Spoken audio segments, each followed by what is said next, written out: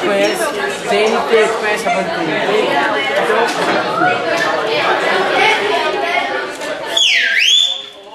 Muito legal! Lá na... Como é um dia diferente, né?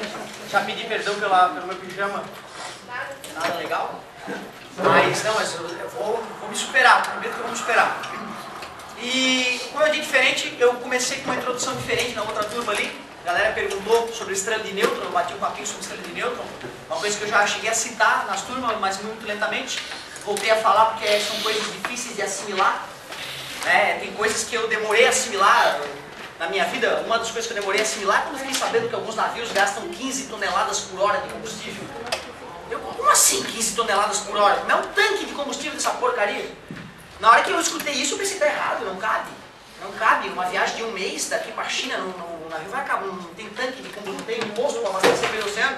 Fiz os cálculos e vi que não, dá para guardar 5% do navio para combustível e sobra ainda 95% para carne. 15 toneladas por hora. Porra! Não vou nem muito longe, né? Se o cara quiser ter aquele iatezão caprichado, são 300 litros por hora para o teu iate passear. É 300 litros, cara, por hora. A 2 pila, é mais, né? É 600 pila por hora. Então quando o empresáriozinho vai dar uma volta com o iate dele, tem que deixar um chequezinho ali de 5 mil. E outra, ele não vai pilotar a lancha, né, cara? Tem um cara que pilota pra ele fica tomando champanhe com a gatinha dele ali na proa ou na popa, né? Então tem coisas que são difíceis de digerir.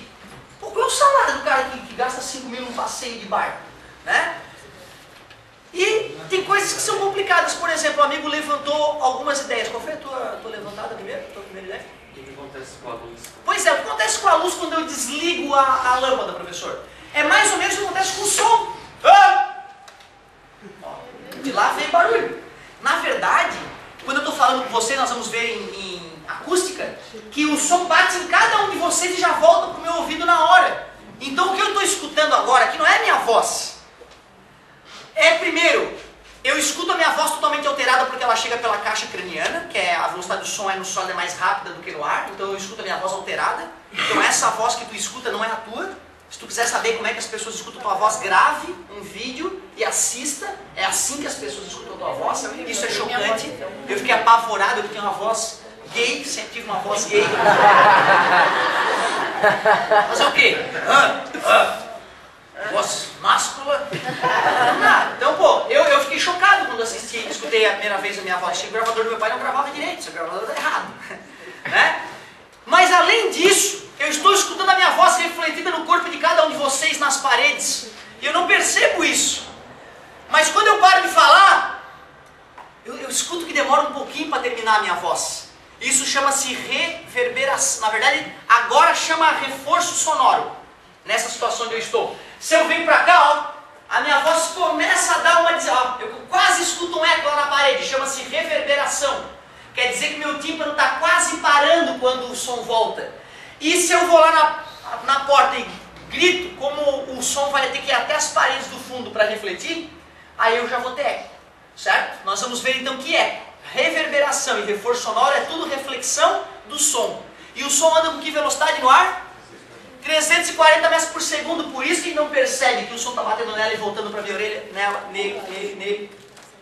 Por isso que se vocês não estiverem aí eu falar na sala vazia, é totalmente diferente, já perceberam? Venham aqui e falem depois, dão um recadinho para a turma, galera, eu amo vocês. Aí depois tu pega a galera e vai embora na hora do recreio e fala aqui sozinho para tu ver. É totalmente diferente. Por quê? Porque não tem os corpos vários para refletir. Aí pode até dar quase um eco, né? Porque demorou aí até aquela parede voltar. Teu tímpano demora 0,1 segundo para parar de vibrar. Se o teu tímpano parou de vibrar e chega o som refletido, teu cérebro entende que é um novo som, né? Aí é eco. Então, ó, 17 metros até uma parede. Deu um passo para frente. Não tem eco. Sem eco. Eco. Um passo. Só. Então o que é o eco? O eco é uma alucinação do teu corpo. O eco ele sempre existiu, a reflexão do som não existe. Mas como o teu corpo é uma máquina de medir imprecisa, às vezes tu te ilude olhando a natureza e acreditando naquilo que tu vê. E a luz, professor? É igual. A luz, quando eu desligo a luz, o último fóton bateu nela, bateu na parede, bateu nele até ser absorvido um átomo ali. E aí o ambiente absorveu aquela energia. Só que a luz anda a 300 mil quilômetros por segundo, aí dá a sensação que eu desligo, acabou. Acabou nada, cara. A luz continuou, bateu ali, bateu lá, vai, toin. Só que para fazer isso tudo foi 0,0000001 segundo. Foi na hora que tu começou a fechar o teu olho, já acabou a luz. Mas ela se refletiu, mostrando que a gente tem que ter muito cuidado em interpretar a natureza. O mundo microscópico nos ilude, certo? Então a gente não pode simplesmente olhar ali e dizer, ah, é isso que está acontecendo. Ó, melhor maneira de mostrar isso, olha como o nosso coração mente pra gente. Na subida, quais são as forças atuando no giz na subida depois que largou da minha mão? Faz aí.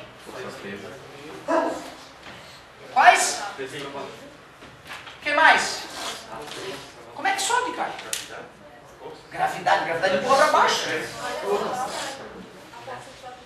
90% dos alunos, quando tu pede para eles desenhar o diagrama de corpo livre para um corpo que está subindo, 90% dos alunos, mesmo tendo estudado as leis de Newton, eles botam uma força para cima. Eles ainda não entenderam que um corpo que está andando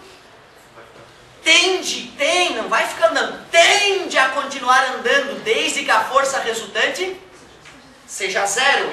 Esta característica da natureza é chamada de inércia. Então é isso mesmo, enquanto o corpo estava subindo, e o tempo todo, na subida e na descida, a única força atuando era peso. Não tem força para cima. E tu vê, para o coração da gente acreditar naquilo demora. Eu demorei 10 anos para acreditar no fundo do meu coração nisso. De perceber que os corpos tendem realmente a se manter em movimento, né? O pior, o professor fez essa pergunta na faculdade esses dias, eu fiquei chocado. Tem cara que não sabe na faculdade isso. É muito triste. O cara que vai dar aula de física, um dia ele dizer que tem uma força, que puta que pariu, cara. Puta que pariu. Que Deus proteja os alunos desse cara, certo? Então cuidado, cara, o teu coração ele te engana toda hora. E óbvio, tudo na tua vida que tu viu se arrastando uma hora parou. Tudo para, porra. Tudo continua andando. Tudo para, não é? Precisou um gênio ter nascido aqui, ter olhado a natureza de um jeito diferente e ter falado, porra, o que está andando tem que continuar andando. A Lua está aí orbitando a Terra há muito tempo. É a prova de que os corpos tendem a andar. Só que a Lua está fazendo uma curva. Por que ela não está andando em linha reta? Ah, porque tem uma força atraindo ela. Quando Newton aplicou a ciência na Terra e nos céus ao mesmo tempo, as coisas se fecharam e aí o mundo começou a entender como é que as coisas funcionam melhor. Beleza? Então cuidado, galerinha, cuidado com a maneira de interpretar. Eu até acho que a introdução lá na outra turma ficou um pouco mais curiosa, porque falou de estrelas e neutros, mas depois tu dá uma olhadinha lá se tu quiser, certo? Eu também fiquei feliz do colega ter falado, pô, professor, eu vi aquele documentário do navio lá, o comedor de gelo, muito legal. É bacana, sempre que tu vê um programinha de ciência e tiver aquele outro programinha que tu pode ver depois outra hora também, dá uma preferência, cara, agora tá no ano de vestibular, assista um programa diferente, leia uma revista, porque isso não vai te enriquecer só na matéria de física, ou de matemática, ou de geografia ou história. Te enriquece para a redação, te deixa ambientado na atualidade, para poder responder questões de atualidade. Então é uma coisa importante isso, certo? Não é que você parar de ver novela, mas é que de repente às vezes vale a pena perder um capítulo para assistir um outro programa interessante que vai aparecer. Outro programa que eu recomendo a vocês, para a gente se sentir como é que a gente já é evoluído cientificamente há milhares de anos sem saber, é aquele do mecanismo de Anticítera, do Arquimedes. Já citei para vocês aquele mecanismo? O filho da mãe da Arquimedes, ele construiu um mecanismo 300 anos antes de Cristo, um mecanismo que é o primeiro chamado primeiro computador do mundo, né? O título do programa é esse, o primeiro computador do mundo. O cara fez um mecanismo engrenado com 50 e poucas engrenagens, onde tu girava uma manivelinha e essa manivelinha tocava um circuito que descrevia todo o sistema solar, previa os eclipses lunares e solares com 10 anos de antecedência e mostrando qual é o tipo de sombra que ia ter no dia do eclipse. Tu imagina uma máquina 300 anos antes de Cristo. Tu vai lá, tu gira o botãozinho, o calendário vai passando e no dia tal ele diz, olha, daqui a 3 anos vai ter um eclipse da Lua e a Lua vai ficar vermelha. E aí, 3 anos depois, no dia e na hora que o Arquimedes falou, pau, eclipse. O que tu acha disso, cara? O cara tem pacto com o demônio. O cara que prevê prever o futuro desse jeito, estamos falando de 300 antes de Cristo, cara, é uma loucura. O mesmo cara da poliamóvel, já ouviu esse poliamóvel? O mesmo cara do empuxo, já estudou empuxo? O mesmo cara dos vasos comunicantes, da ideia de densidade, o criador da ideia de densidade, Arquimedes. Tu vê que filho da mãe.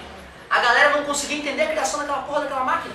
Uma das engrenagens com 223 dentes. Pô, por que essa porra da engrenagem tem 223 dentes, outras 57 só número primo? E foram estudando e acharam a explicação para cada uma das engrenagens. A de 223 dentes é porque eles sabem que a cada 223 meses um mesmo tipo de eclipse se repete. Ocorreu o eclipse solar, parcial, daqui a 223 meses ocorre outro parcial. Ocorreu o eclipse solar, lunar total, daqui a 223 meses ocorre outro. E os caras já sabiam disso há milhares de anos.